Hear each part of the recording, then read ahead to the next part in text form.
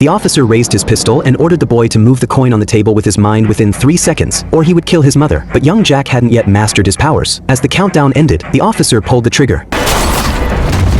Jack watched helplessly as his mother was gunned down before his eyes. Overcome with rage, Jack's abilities exploded to life. He let out a furious scream and crushed the bell on the table into shards. Then he tried to control the metal table and strike the officer, but his strength wasn't enough to move something that large. Instead, he turned his fury on 2 nearby soldiers, using their helmets to crush their skulls. Even that couldn't cool his rage. He stretched out his hands and sent every piece of metal in the lab whipping through the air. But the officer remained untouched. He was a high-level mutant himself. Only when Jack had drained all his strength did the officer send him back to the camp. Before leaving, the officer placed the coin in Jack's hand. 20 years later, Jack had mastered his powers. He carried that coin with him wherever he went, vowing to one day use it to kill the officer. But World War II was long over, and the man who had once been an officer had vanished from the army without a trace. Jack searched tirelessly until he tracked down a few soldiers who had once served under the officer. They agreed to meet in a bar, but as soon as they saw the camp number tattooed on Jack's hand, they knew who he was. One pulled out a knife and lunged, but Jack disarmed him with ease. Another drew a pistol, and Jack instantly turned his powers on him. The gun swung around and pointed at the man's own ally.